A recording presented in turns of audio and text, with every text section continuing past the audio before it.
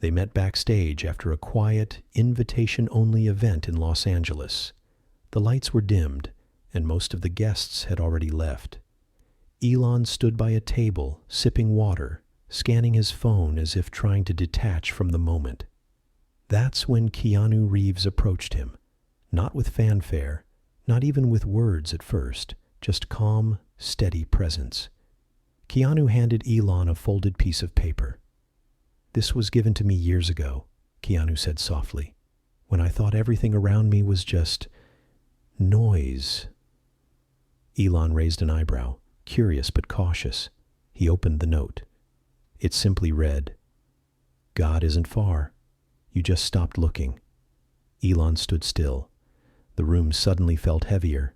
It wasn't the kind of message he was used to. He looked up at Keanu, who didn't say anything more. Just silence. Presence. Elon folded the note back up and put it in his jacket pocket. He gave a small nod, but the words had lodged somewhere deeper. That sentence didn't accuse, it invited. A few minutes later, Elon's young son came running in, holding a half-crushed juice box. "Dad, who's that?"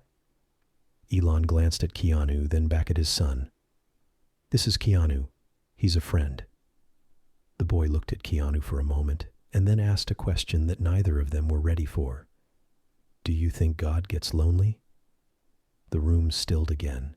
Keanu knelt down, looked the boy in the eyes, and whispered, "Maybe sometimes, but only when we stop talking to him." Elon stared, not because it was profound, but because he didn't know how to respond. "Do you?" Keanu asked, turning his eyes toward Elon. Elon didn't answer immediately. He looked at his son, who had now climbed into a chair and started humming to himself, unaware of the storm he had just stirred. "I don't know," Elon finally said. "I used to think, if God existed, why would he hide?"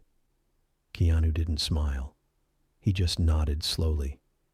"Maybe he isn't hiding. Maybe we've been too loud to hear him." That sentence hit different. Elon leaned back, suddenly aware of the endless noise of rockets, code, tweets, expectations, criticism, fans, none of which had prepared him for this silence. "I built things to reach space," Elon said quietly, "but I've never looked inward like that. Maybe I've been scared." Keanu replied, "Everyone's scared to be still, but sometimes that's where God waits." A long pause settled between them. Elon wasn't used to this kind of stillness, but something inside him was starting to shift. His son asked again, "Dad, do you think Jesus can talk to us in dreams?" Elon looked at him. "I don't know. Maybe we should start listening." Keanu sat down beside Elon. Both of them quiet now, as if the boy's question had opened a door neither of them expected. Elon's son leaned into his father's side, sipping what was left of his juice box, watching both men with the kind of innocence that doesn't ask for answers, but believes there are some. "You know," Keanu said softly, "when I was younger, I used to think God was something you had to reach, like you had to climb your way there. But then someone told me, God isn't on a mountain waiting. He's in the valley walking with you." Elon looked at him. "But if that's true, why do so many people feel alone down there?" Keanu nodded like he'd felt it too. "Because we forget to look sideways. We're always looking up or ahead. We don't think to look beside us." Elon's hand went to the note in his pocket again. That single sentence kept echoing. "You just stopped looking." It haunted him, not because it accused him, but because it felt familiar, like someone had whispered it into his heart before, and he'd just ignored it. "Sometimes I wonder if I broke something," Elon admitted. "In my mind, in my soul. Like, I know how to build rockets, but I don't know how to build peace inside." Keanu didn't rush to respond. He let the weight of the words hang in the air, like a teacher who knew silence was part of the answer. "That's why I keep that note," Keanu finally said. "Because sometimes all it takes to find peace is to remember it never left." Elon's son had grown quiet again. He was looking at both of them, deeply, like he was trying to understand something bigger than he could explain. Then he asked, "Is Jesus still alive, even if we can't see him?" Elon looked at his son. "Why do you ask?" "Because I saw him in a dream," the boy whispered. "He was sitting beside a tree. He didn't say anything. He just looked at me." Keanu leaned in. "What did you feel?" The boy hesitated. "Safe." Elon's throat tightened. Keanu spoke gently. "I think the moments that make us feel safe, those might be the closest we ever come to God." Elon looked down at his son, then at Keanu. He wasn't sure what he believed yet, but something inside him had softened, not converted, not changed, just opened. "You know what scares me?" Elon asked. "That maybe I've made myself too important, that I got so busy trying to change the world, I forgot how to just be in it." Keanu nodded, eyes gentle. "That's not weakness. That's honesty. And it's the first place faith can live." The boy yawned and leaned his head on Elon's arm. The room fell into silence again. But this time, it wasn't empty. It was full of presence, of questions, of something holy, even if no one dared name it. Elon looked around the quiet room as if seeing it differently. The noise had gone, not just in the space, but in his mind. There was a pause, a stillness, a presence he couldn't name but also couldn't deny. His son had fallen asleep with his head in his lap, breathing softly, hand still holding on to Elon's fingers. Elon had held on to machines, logic, and momentum his whole life. But now, in this moment, he was holding on to something far more fragile: trust. "Did someone teach you all this?" Elon asked, his voice hushed. "Or did life just break you into it?" Keanu let out a short breath, something close to a laugh, but not mocking. "A bit of both," he said. "I lost people I loved.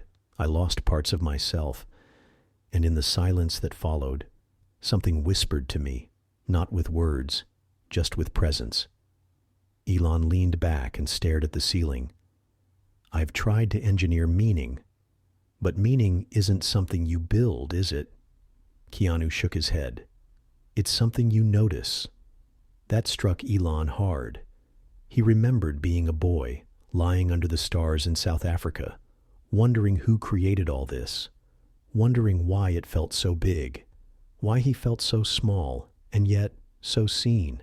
Somewhere along the way, he'd replaced wonder with work, stillness with speed, faith with formulas. "What if it's too late for me?" Elon asked suddenly. "What if I've gone too far in the other direction?" Keanu looked at him directly. "It's never too late to be still. God isn't counting how far you've gone. He's waiting for the moment you turn." Those words stayed in the air. Elon asked quietly, "But how do you know it's not just your mind comforting itself? How do you know it's actually God?" Keanu didn't answer right away. He picked up a small coin from the table, a token from the event, and turned it over in his hand. "You can't always know. That's why it's called faith. But here's how I've come to see it. If the voice inside you leads you to peace, to humility, to forgiveness, to truth, then maybe that's not just your mind. Maybe that's the whisper of God."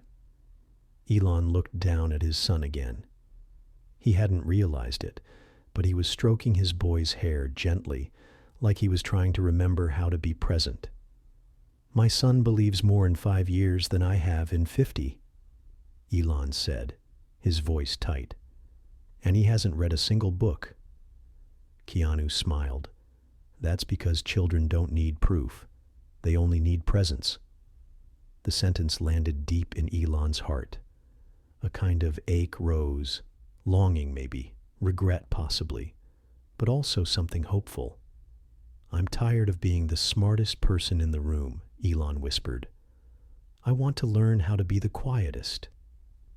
Keanu simply said, then start by listening. And for the first time in years, Elon Musk didn't have an answer, only a desire to listen. The lights in the hallway outside flickered as the building settled into silence. Elon glanced toward the door, then back at Keanu. There was a tension in him, like part of him wanted to return to the world he understood, the world of control, precision, algorithms. But the other part, the deeper part, wanted to stay exactly here, in this unexplainable stillness. You ever talk to him? Elon asked suddenly. Like, actually talk to God? Keanu nodded slowly. Every day, not with fancy words, just honest ones. Elon raised an eyebrow. What do you say? Keanu looked at the sleeping boy and said, sometimes I just say, I'm still here. That's enough. Sometimes all God wants to hear is that we're still reaching. Elon paused. But what if you don't hear anything back? Keanu looked at him gently. Then maybe you're not supposed to hear anything yet. Maybe he's letting the silence speak. Elon closed his eyes for a moment. He didn't like silence, never had. Silence meant things weren't moving, weren't building, weren't changing. But now, the silence wasn't empty. It was thick with questions. My mother told me once, Elon said, that when she lost faith, she looked for it in books, but all she found were other people's doubts. Keanu nodded. And what did you find? Elon opened his eyes. I found logic, tools, things I could measure, and it worked for a while, until it didn't. Keanu leaned in. Let me ask you something. If you met someone who'd never seen the wind, how would you prove it existed? Elon thought for a second. I'd show them the movement in the trees, the waves in the ocean, the pressure in the air. Keanu smiled. Exactly. You don't see the wind, you see its effect. God's the same. Elon blinked. That made more sense than he was comfortable admitting. Keanu continued. The kindness that stops someone from ending their life, that's him. The forgiveness that heals a father and son after years of silence, that's him too. Not loud, not flashy, just present. Elon looked down, his son's small hand still wrapped around his finger like it had since birth. That simple grip, unworried, unknowing, reminded him of something ancient, trust. He dreams about Jesus sometimes, Elon said. My son. He tells me Jesus is always near the tree. Keanu's voice softened. The tree might be his way of seeing peace. Some kids see it as a garden, some as a light. But the presence, it's always the same. Elon whispered, I want to meet him too, but I'm scared. Keanu didn't flinch. Everyone is. That's why Jesus never said, be fearless. He said, come to me, even scared. Elon stared into the distance, eyes glassy. And if I come to him broken? Keanu answered, then you'll finally come real. The room remained quiet, but Elon's soul had shifted, not fixed, not finished, but open. The silence was now more than just quiet. It felt sacred. Elon didn't move, and neither did Keanu. Something about this moment felt untouchable, like if they said too much, it would break. Elon looked down at his son, still sleeping, unaware that he had unknowingly opened a door to something his father had avoided for years. The search for God, not through stars or systems, but through the stillness of the soul. You said Jesus never said be fearless, Elon murmured. I've never thought of that. I always assumed belief meant strength. Keanu looked thoughtful. The greatest kind of strength is surrender. Elon exhaled deeply. Surrender feels like failure. Keanu leaned forward. Only to the ego. But to the soul, it's the beginning of everything. The idea struck Elon at his core. For so long he'd been fighting to be heard, to be right, to lead, to fix, to achieve. But surrender, that wasn't part of his vocabulary, until now. He brushed his son's hair back gently and asked, "What if I don't know how to begin?" Keanu paused, then said softly, "Ask a question you don't have the answer to, and wait, not for a reply, but for peace." Elon swallowed hard. "Do you think Jesus really listens?" Keanu smiled, not like someone trying to convince, but like someone remembering. "I think he listens more when we stop performing, when we come to him not to impress, but to be seen." Elon stared at the floor. Then, "He must have been waiting for me a long time." Keanu nodded.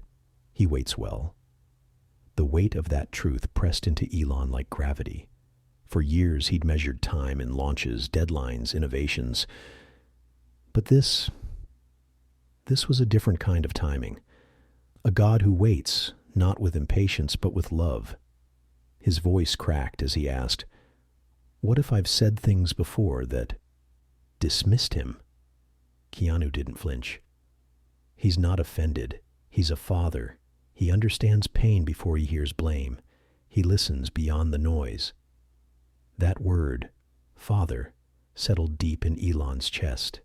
He looked down at his son again, his tiny hand still curled around his finger, still trusting him no matter what.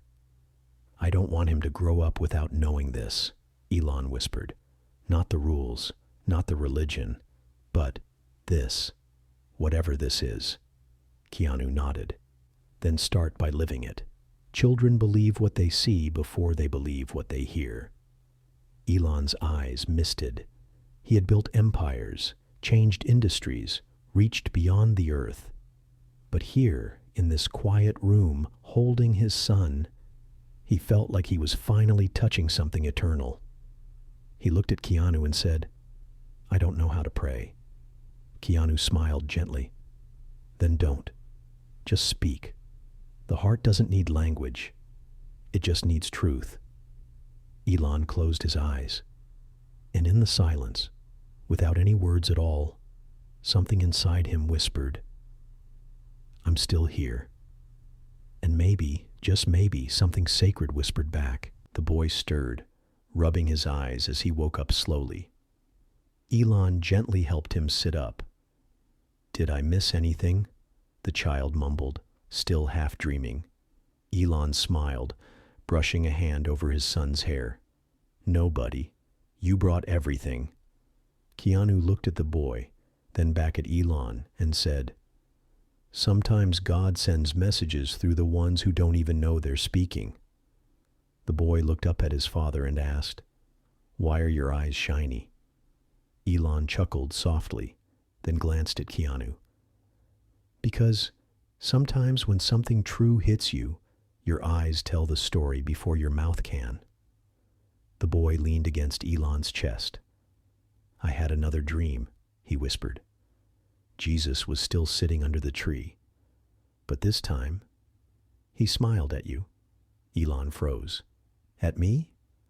The boy nodded. He didn't say anything, just looked at you like he was glad you finally showed up. Elon blinked hard and said nothing. Keanu sat quietly, not pushing, not analyzing, just holding space. That's what this moment had become. Not a lesson, not a sermon, but sacred space. Elon had always tried to understand the world through control. Now he was understanding it through surrender. He turned to Keanu. "You know, I always thought I had to be the answer, but maybe I've just been the question." Keanu nodded. "The best questions lead us back home, and sometimes home isn't a place, it's a person, or a presence." Elon looked at his son again. "I want him to know that presence, not just in books, not just in Sunday talk, but in how I live." Keanu smiled. "Then let him see you forgive. Let him see you slow down. Let him see you choose love when logic says to walk away." Elon looked out the window now, the sky just starting to fade toward morning. The stars were still visible, scattered like forgotten thoughts. For the first time in years, he didn't want to analyze them. He just wanted to feel them. You once said, Elon began slowly, that someone gave you a note when you were lost. That's what brought all this here.